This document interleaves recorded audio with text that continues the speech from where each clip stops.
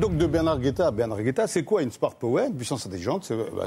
C'est quand Bush a perdu, c'est Obama. Alors, est-ce qu'Obama a vraiment changé tout? Toute cette histoire est à réécrire. Cette histoire qui commence le 21e siècle, on peut le dire depuis le 11 septembre, hein, début du siècle, on peut dire, beaucoup de monde l'a dit. Obama change tout depuis le début. Enfin, depuis le début. Écoutez, il change l'histoire récente. Il a déjà, par la seule grâce de son élection, changé une chose fondamentale, l'image des États-Unis dans le monde en général et en particulier dans le monde arabo-musulman, ce qui est évidemment une donnée très importante de la période. Mais ce qui est le plus beau dans l'élection de Barack Obama, c'est que ça a été un de ces moments privilégiés, pas si rares, mais pas si fréquents non plus dans l'histoire, où les peuples font preuve d'intelligence collective.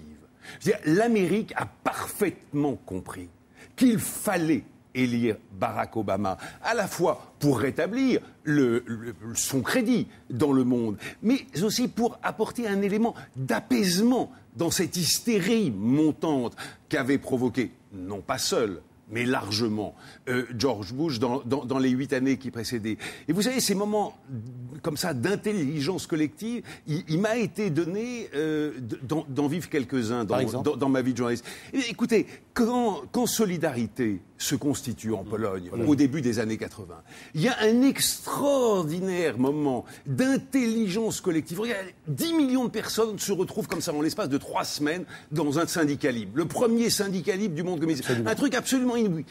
Ils auraient pu se dire, ça y est, on a gagné, on y va, on demande la sortie du pacte de Varsovie, l'entrée dans l'OTAN, la rupture avec Moscou, la démocratie. S'ils avaient fait ça, c'était évidemment l'entrée des chars soviétiques, une guerre atroce pendant des semaines et des semaines, etc.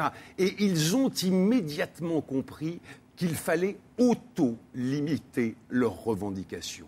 C'est-à-dire, et ils l'ont compris collectivement, d'instinct, ne demandons que des choses qui puissent faire progresser la situation, mais que le pouvoir communiste peut-être pourrait accepter en vertu d'un rapport de force. Et remarquez qu'il vient de se passer exactement la même chose en Iran. En Iran. Aujourd'hui, ces jours-ci. Moi, je suis fasciné depuis le résultat, la falsification du résultat de cette présidentielle, de voir tant de centaines de milliers de personnes, 1 million et demi lundi dernier, dans les rues de Téhéran et d'autres villes de province, pas seulement de la capitale, qui sont la force, qui sont le mouvement rendu pays.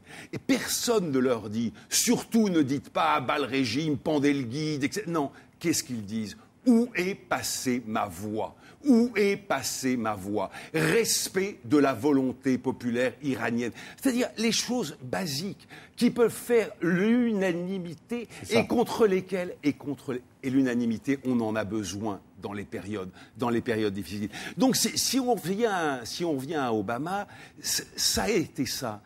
Derrière lui, l'Amérique est devenue intelligente, alors que, pardon de le lui dire, elle ne l'avait pas été véritablement au moment des 2 présidentielles d'avant.